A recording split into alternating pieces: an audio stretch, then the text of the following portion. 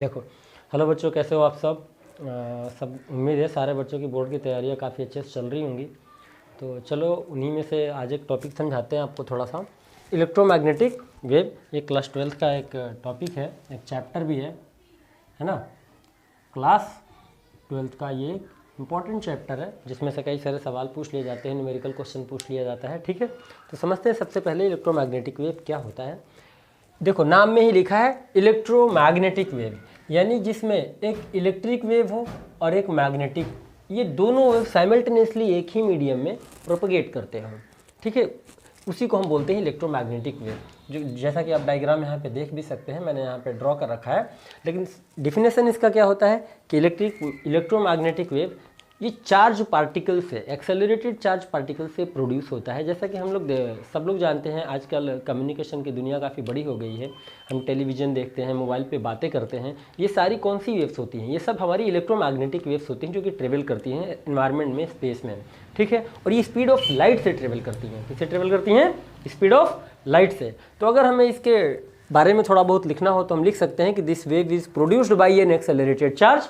This wave is produced by an accelerated charge which propagate through space with the speed of light। और speed of light की value I think सबको याद भी होना चाहिए। ये जो स्पीड ऑफ लाइट है इसको c से रिप्रेजेंट करते हैं और इसकी वैल्यू होती है 3 × 10⁸ मीटर पर सेकेंड। ठीक है, तो इस स्पीड से ये हमारी वेव ट्रेवल करती है in form of electric field vector and magnetic field vector. इसमें दो इलेक्ट्रिक फील्ड वेक्टर भी होता है और मैग्नेटिक फील्ड वेक्टर होता है, oscillating perpendicular to each other, यानी कि इलेक्ट्रिक फील्ड वेक्टर और magnetic field vector both are mutually perpendicular to each other. ठीक है, and also propagation of direction of wave. और ये दोनों ही वेक्टर, इलेक्ट्रिक फील्ड वेक्टर, यानी कि देखो यहाँ पे बच्चों साफ साफ लिखा है कि electric field vector that is vector E and magnetic field vector that is vector B oscillating perpendicular to each other. ठीक है, and also perpendicular to direction of propagation of wave. तो समझ लेते हैं इस चीज को कैसे प्रोपगेट होता है। समझ लो, मान लेते हैं कि ये रेड मार्कर है और इस मार्कर की तरफ हमारी इलेक्ट्रोमैग्नेटिक वेव ट्रेवल कर रही है।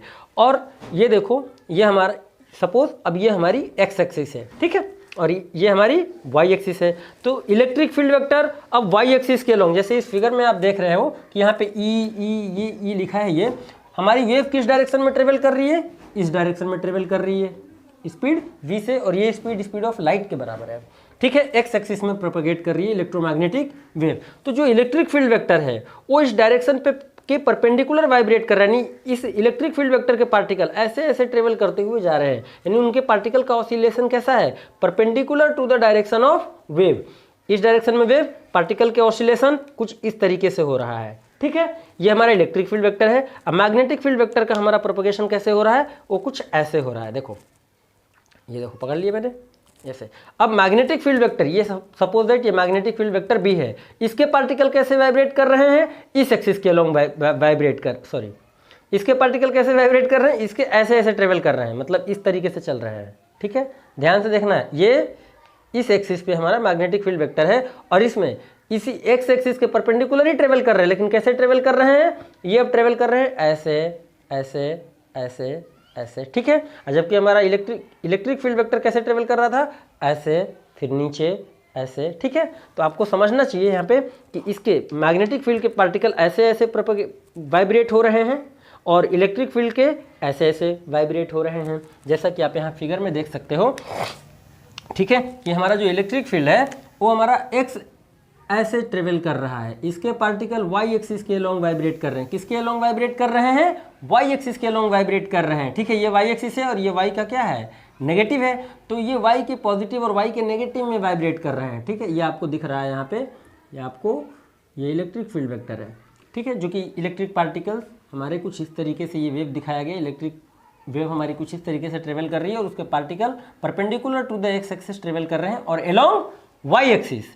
नाउ द नेक्स्ट, जो हमारा मैग्नेटिक फील्ड वेक्टर है वो देखो, ये z एक्सिस है, z एक्सिस के अलोंग ये प्रोपगेट कर रहे हैं। इनका वाइब्रेशन कैसा है? z एक्सिस के अलोंग वाइब्रेशन है, यानी कि ये जो हमारी z एक्सिस ऐसे हमने बना रखी थी, तो ये ऐसे ऐसे ट्रेवल कर रहे हैं, ये ऐसे ऐसे ऐसे ऐसे ट्रेवल कर रहे हैं। और एक्स एक्सिस के ये भी, यानी यहाँ पे आप एक्स एक्सिस के साथ एंगल निकालोगे ऑलवेज 90 डिग्री मिलेगा। ये पार्टिकल के वाइब्रेशंस के डायरेक्शन को रिप्रेजेंट किया गया है कि पार्टिकल यहाँ पे ये ऐसे ऐसे आगे पीछे, ठीक है। यानी ये व्हाइट बोर्ड है तो व्हाइट बोर्ड के सामने और व्हाइट बोर्ड के बैक डायरेक्शन में ट्रेवल कर रहे हैं, ठीक है। तो यहाँ पे भी आपको ये जो एंगल मिलेगा, ये एंगल आपको यहाँ भी 90 डिग्री मिलेगा और इलेक्ट्रिक फील्ड वाला भी 90 डिग्री मिलेगा।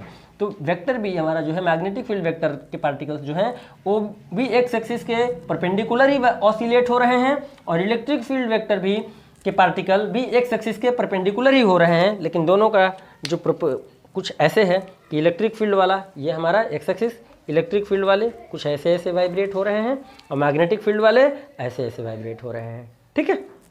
ये फिगर में आपको डिस्क्राइब है। और टोटल वेव यानी इलेक्ट्रिक फील्ड वेक्टर और मैग्नेटिक फील्ड वेक्टर दोनों एक साथ प्रोपेगेट कर रहे हैं, यानी एक साथ एक सर्टेन टाइम पे इसका भी मैग्नीट्यूड मैक्सिमम हो रहा है और इसका भी मैग्नीट्यूड उसी टाइम पे मैक्सिमम हो रहा है। ये बात भी आपको ध्यान रखना है। और इलेक्ट्रिक फील्ड वेक्टर का जो मैक्सिमम एम्पलीट्यूड होता है उसको हम ई नॉट से लिखते हैं और जो मैग्नेटिक फील्ड वेक्टर का हमारा मैक्सिमम एम्पलीट्यूड होता है उसको बी नॉट से लिखते हैं। यानी ये जो हमारी मैक्सिमम एम्पलीट्यूड है ये इसको हम बी नॉट से लिखेंगे, इसको किससे लिखेंगे, बी नॉट से लिखेंगे। और ये जो इलेक्ट्रिक फील्ड का ये जो मैक्सिमम एम्पलीट्यूड है इसको हम किससे लिखेंगे, ई नॉट से लिखेंगे। और एक सर्टेन टाइम पे पार्टिकल के ऑसिलेशन देखो यहाँ पे 0 हो गया और यहाँ पे मैक्सिमम एम्पलीट्यूड हुआ, तो मैक्सिमम एम्पलीट्यूड दोनों में सेम टाइम पे होता है, ठीक है। ये बात भी आपको ध्यान रखना है। और पार्टिकल्स के ऑसिलेशन 0 भी सेम टाइम पे होता है during propagation of electromagnetic wave in a space. Is that clear? तो देखो हमने यहाँ पे लिख भी दिया है कि electromagnetic wave travelling along X axis, यहाँ पे इलेक्ट्रोमैग्नेटिक वेव एक्स एक्सिस में ट्रेवल कर रही है। In which electric field vector oscillates along Y axis, कि ये अलोंग वाई एक्सिस ट्रेवल कर रहे हैं, ठीक है। While magnetic field vector oscillates along Z axis, ये इस एक्सिस के अलोंग ऑसिलेट हो रहे हैं, ठीक है। अब बात आती है कि देयर मैथमेटिकल रिप्रेजेंटेशन कैसा होगा, कि अब हमारा ये इलेक्ट्रिक फील्ड वेक्टर है, ये हमारा मैग्नेटिक फील्ड वेक्टर है, तो इसका मैथमेटिकल रिप्रेजेंटेशन कैसा होगा। तो देखो बच्चों, मैथमेटिकल रिप्रेजेंटेशन भी हम आपको बताने जा रहे हैं, तो आप लोग ध्यान से एकदम देखना कैसे होता है मैथमेटिकल रिप्रेजेंटेशन। सब लोगों ने क्लास 11th में पढ़ा होगा वेक्टर वाला चैप्टर। वेक्टर में काफ़ी कुछ है जो आप लोग भूल जाते हो, जो कि आप लोगों को कभी भी भूलना नहीं चाहिए। आप सब लोग जानते हो कि अगर ये एक्स एक्सिस है तो एक्स एक्सिस के लिए हम लोग ऑर्थोगोनल वेक्टर आई कैप का यूज करते हैं, और अगर ये वाई एक्सिस है तो वाई एक्सिस के लिए ऑर्थोगोनल यूनिट वेक्टर हम जे कैप यूज करते हैं, और अगर ये जेड एक्सिस है तो जेड एक्सिस के लिए हम ऑर्थोगोनल वेक्टर के कैप यूज करते हैं, ठीक है। अब आपने यहाँ पे देखा कि हमारी वेव किधर ट्रेवल कर रही है, एक्स एक्सिस में ट्रेवल कर रही है। कौन सी वेव है ये, तो इलेक्ट्रोमैग्नेटिक वेव है। और इलेक्ट्रिक फील्ड वेक्टर हमारा किस एक्सिस के अलोंग वाइब्रेट कर रहा है, इलेक्ट्रिक फील्ड वेक्टर जो है ई एक्सिस के अलोंग, वाई एक्सिस के अलोंग है। तो अब भैया इसको कैसे लिखेंगे, यानी इलेक्ट्रिक फील्ड वेक्टर को अगर हमें लिखना होगा तो हम कैसे लिखेंगे, ई जे कैप, ई जे कैप। अब इसको लिखेंगे कैसे वेव के फॉर्म में, तो वेव का आपका जनरल इक्वेशन भी पता होगा कि डिस्प्लेसमेंट इक्वेशन को हम लोग कैसे लिखते हैं कि y is equal to A sine omega T, भी लोग लिखते हैं A sine omega T minus K X भी लिखते हैं, ठीक है, A sine K X minus omega T, इस तरीके से भी लिखते हैं। लेकिन जब ये माइनस तब होता है जब वेव हमारी एक्स एक्सिस की पॉजिटिव डायरेक्शन में मूव कर रही हो। एक्स एक्सिस के पॉजिटिव डायरेक्शन में जब मूव करता है तो माइनस आता है, और जब वेव एक्स के नेगेटिव डायरेक्शन में मूव करता है तो यहाँ जो माइनस साइन हमने लगाया है ये बेटा प्लस आ जाता है, ठीक है। ध्यान रहे, जब माइनस यहाँ पे साइन लगा है इसका मतलब पॉजिटिव एक्स डायरेक्शन में वेव हमारी ट्रेवल कर रही है, और जब अगर प्लस लगा दिया जाए तो प्लस का मतलब हो जाएगा नेगेटिव एक्स एक्सिस में हमारी वेव ट्रेवल कर रही है। तो इतनी सारी चीज़ें आप लोगों को ध्यान रखना है। अब चलो मुद्दे पे आते हैं, अब चलो मुद्दे की बात करते हैं बच्चे। अब इसको वेक्टर फॉर्म में मैं लिखने जा रहा हूँ। तो हमने बोला कि इलेक्ट्रिक फील्ड वेक्टर का जो एम्पलीट्यूड को किससे लिखते हैं, ई नॉट से, तो हमने लिख दिया ई नॉट, ठीक है, sign K X minus omega T. इसको वेव प्रोपगेशन कांस्टेंट बोलते हैं, और के की वैल्यू सबको पता है कि क्या होता है 2 पाई बाई लेमडा। ओमेगा की वैल्यू भी सबको पता है क्या होता है 2 पाई एन, एन हमारी फ्रीक्वेंसी होती है। तो इस तरीके से आप लिख सकते हो और यहाँ जे कैप लगा देंगे हम लोग, ठीक है।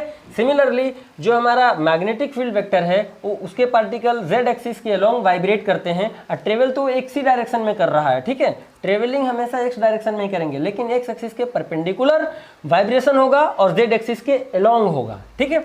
तो अब मैग्नेटिक फील्ड वेक्टर का अगर हम रिप्रेजेंटेशन यहाँ पे लिखे तो हम क्या लिखेंगे, बी के ऊपर कैप, क्योंकि के जो है वो किसके लिए, के कैप किसके लिए यूज करते हैं, जेड एक्सिस के लिए यूज करते हैं। और यहाँ पे मैग्नेटिक फील्ड वेक्टर अप्लाइड किस डायरेक्शन में, जेड एक्सिस के अलोंग है, ठीक है।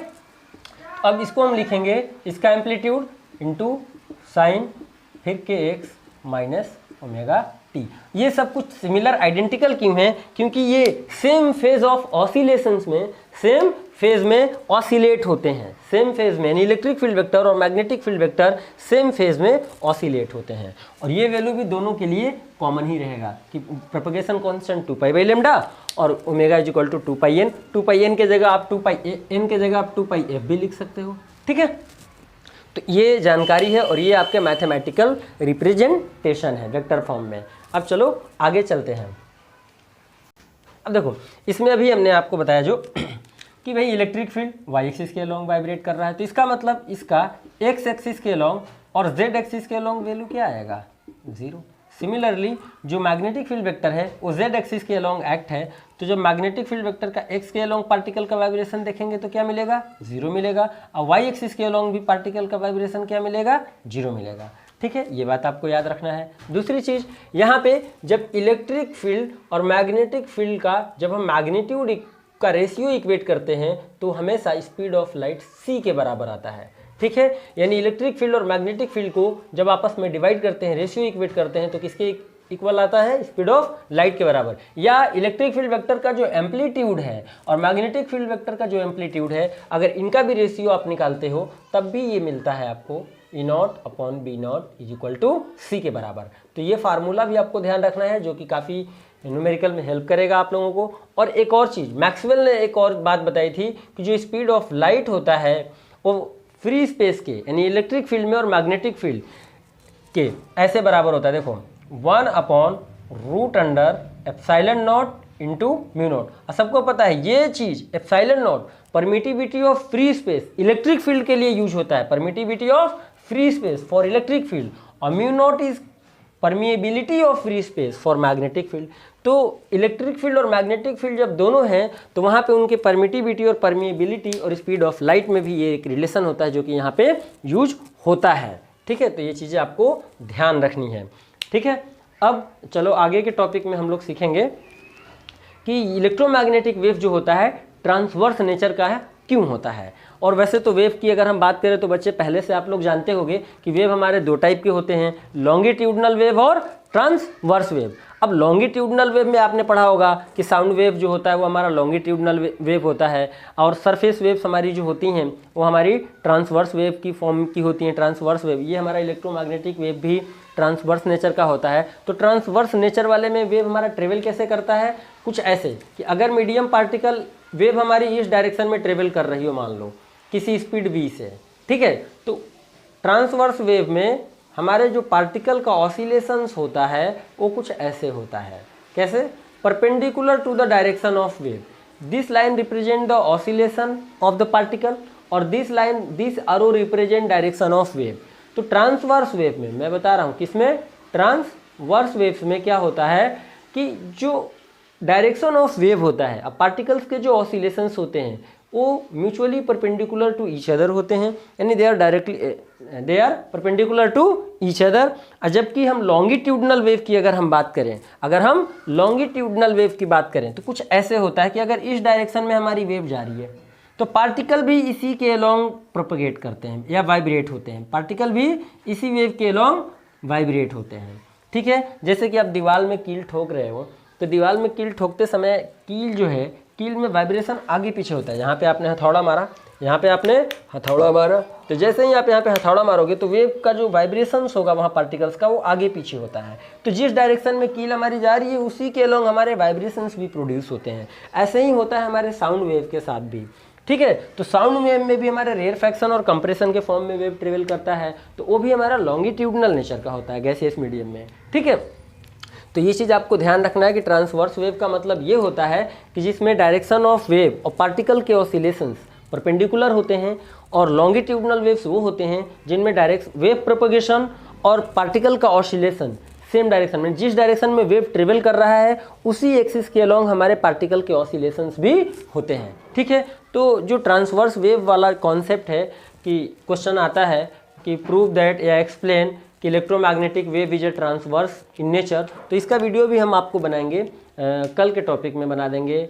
कल वाले वीडियो में हम आपको बना के एक्सप्लेन कर देंगे कि हाउ टू प्रूव दैट कि electromagnetic wave is a transverse in nature. आज के लिए केवल हम लोग इतना ही सीखते हैं, इसको अच्छे से आप लोग ध्यान रखना, ठीक है। तब तक के लिए जय हिंद।